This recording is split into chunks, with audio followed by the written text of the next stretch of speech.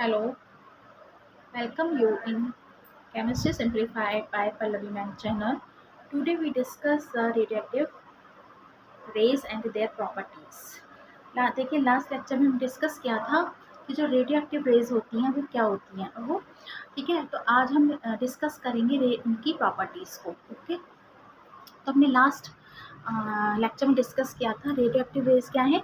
ये आपकी alpha beta gamma, ये रेज क्या है, रेडियोएक्टिव रेज होती हैं जो कि न्यूक्लियस से निकलती हैं। किसके, रेडियोएक्टिव सब्सटेंस के न्यूक्लियस से निकलती हैं। अगर हम इसकी प्रॉपर्टीज़ को डिस्कस करें तो देखिए सबसे पहले हम डिस्कस करते हैं व्हाट आर दे, वो क्या है ये। ठीक है, जो अल्फा रेज हैं ये क्या है, एक हीलियम न्यूक्लियस होता है जो दो प्रोटॉन और दो न्यूट्रॉन से मिलकर बना हुआ होता है। इसको रिप्रेजेंट करते हैं 2He4 से। ठीक है, ये बीटा रेस क्या है, एक इलेक्ट्रॉन होता है जिसको हम -1e0 से रिप्रेजेंट करते हैं।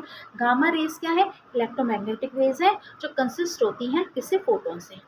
फोटोन, ठीक है, या सभी आप जानते होंगे ये जो आपकी लाइट की जो वेव्स होती हैं उसके अंदर पाए जाते हैं फोटोन। ठीक है, फिर उसके बाद में चार्ज, हम चार्ज डिस्कस करते हैं तो अल्फा जो रेज है उस पर पॉजिटिव 2 चार्ज आता है, इस पर बीटा पर -1 चार्ज है और इस पर क्या चार्ज है, इन पे कोई भी चार्ज नहीं होता। गामा पर स्पीड अगर हम डिस्कस करते हैं तो देखिए अल्फा जो रेज होती हैं 1/10 से लेकर 1/20 टाइम्स स्पीड से ट्रेवल करती हैं लाइट की। ठीक है, और बीटा रेज 9/10 टाइम्स स्पीड से ट्रेवल करती हैं लाइट के। ठीक है, ये जो गामा रेज होती हैं ट्रेवल करती हैं किसकी स्पीड से, लाइट की स्पीड से ट्रेवल करती हैं। फिर आता है आयोनाइजिंग पावर। देखिए आयोनाइजिंग पावर, क्योंकि जो ये सबसे भारी है, हैवी है, ये अल्फा रेज सबसे हैवी है, तो इनकी जो आयोनाइजिंग पावर होती है वो ज़्यादा होती है ना। आयोनाइजिंग पावर यानी किसी भी सब्सटेंस के ऊपर अगर वो गिर रही हैं तो उनको आयोनाइज कर देना, वहाँ से उस है ना आयंस में कन्वर्ट कर देना, उसको आयोनाइजिंग पावर कहते हैं। तो इनकी आयोनाइजिंग पावर जो होती है किससे 10 टाइम्स ग्रेटर होती है, किससे, बीटा से, और 10,000 टाइम्स ग्रेटर होती है, सॉरी ये आयोनाइजिंग पावर जो 100 टाइम्स ग्रेटर होती है बीटा से और 10,000 टाइम्स ग्रेटर होती है किससे, गामा से। ठीक है, जो बीटा रेज होती है कंपैरेटिवली लो होती है इसकी आयोनाइजिंग पावर, और गामा रेज की वेरी लेस होती है, बहुत कम होती है, क्योंकि इनमें कोई चार्ज ही नहीं होता।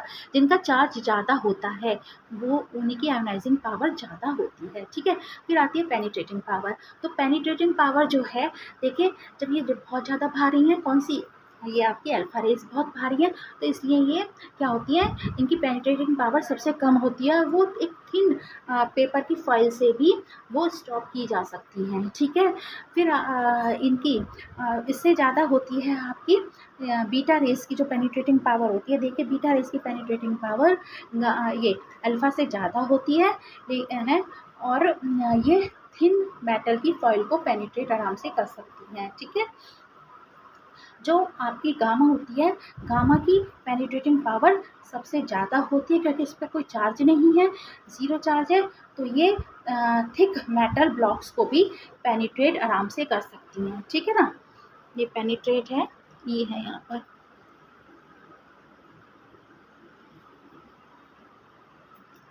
ठीक है, अब आता है इसका ओरिजिन। अगर हम ओरिजिन देखते हैं अल्फा बीटा गामा रेज का, तो मैंने आपको देखिए लास्ट लेक्चर में बताया था कि जो ये कहाँ से निकलती है, न्यूक्लियस से निकलती है।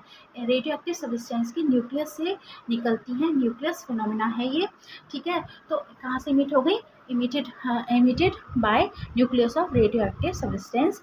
इनको हम न्यूक्लियर रिएक्शंस भी बोलते हैं। ठीक है, तो हाँ, तो सबसे पहले ओरिजिन पर आते हैं किसके, अल्फा पार्टिकल्स के। इमिट कहाँ से होता है, न्यूक्लियस से इमिट होता है। ये दो प्रोटॉन और दो न्यूट्रॉन से मिलकर एक अल्फा पार्टिकल बनता है, जैसे भी हमने बताया भी था प्रॉपर्टीज़ में। ठीक है, तो इस पर देखिए इसका जो एटॉमिक नंबर है इस पर 2 का चार्ज है। ठीक है, तो जब ये निकल रहा है, एटॉमिक नंबर 2 है और एटॉमिक वेट इसका 4 है, जब ये निकलता है किसी भी सब्सटेंस के अंदर से, तो उसके जो एटॉमिक नंबर है उसमें तो 2 की कमी आ जाती है और इसका जो एटॉमिक वेट है उसमें 4 की कमी आ जाती है। जैसे बिस्मिथ 83,213, ये थैलियम में कन्वर्ट हो गया 81,209 में, ठीक है ना। इसमें किसकी कमी आ गई? 2 की, इसमें किसकी कमी आ गई? 4 की, एक अल्फा पार्टिकल अगर हमारा निकल रहा है तो, ठीक है। अब आता है हमारा बीटा पार्टिकल। देखिए जो बीटा पार्टिकल है ये कहाँ से निकलता है? जब एक न्यूट्रॉन एक न्यूक्लियस के अंदर किसका डीके होता है? न्यूट्रॉन का डीके होता है, तो एक अल्फा पार्टिकल निकलता है। देखिए एक न्यूट्रॉन का जब डीके होता है तो एक क्या निकलता है? इलेक्ट्रॉन निकलता है, यानी बीटा पार्टिकल निकलता है। देखिए न्यूट्रॉन का डीके दिखा रखा है, न्यूट्रॉन का डीके हो रहा है, इससे एक प्रोटॉन निकल रहा है और एक क्या निकल रहा है आपका? इलेक्ट्रॉन, ठीक है। इस इलेक्ट्रॉन को ही बीटा पार्टिकल कहते हैं। तो इस पर देखिए -1 चार्ज है और 0 है ऊपर, ठीक है।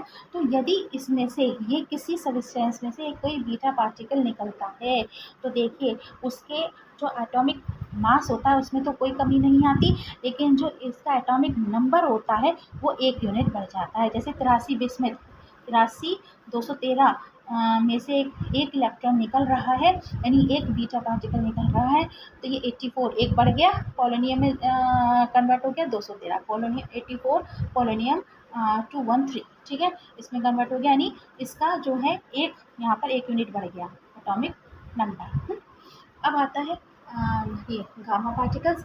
गामा पार्टिकल्स भी कहाँ से निकलते हैं? न्यूक्लियस से निकलते हैं, ठीक है, एटम के न्यूक्लियस से निकलते हैं सब्सटेंस से, और वो जो होते हैं इनके ऊपर कोई भी चार्ज नहीं होता, 0 चार्ज होता है इसका। कैसा चार्ज होता है? 0 चार्ज होता है। और किसकी प्रॉपर्टीज़ रखते हैं? इलेक्ट्रोमैग्नेटिक रेज की प्रॉपर्टी रखते हैं, ठीक है।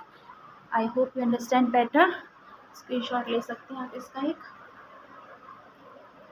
ठीक है। यदि आपको मेरा पढ़ाया हुआ समझ में आ रहा है तो प्लीज़ मेरे चैनल को लाइक कीजिए, सब्सक्राइब कीजिए।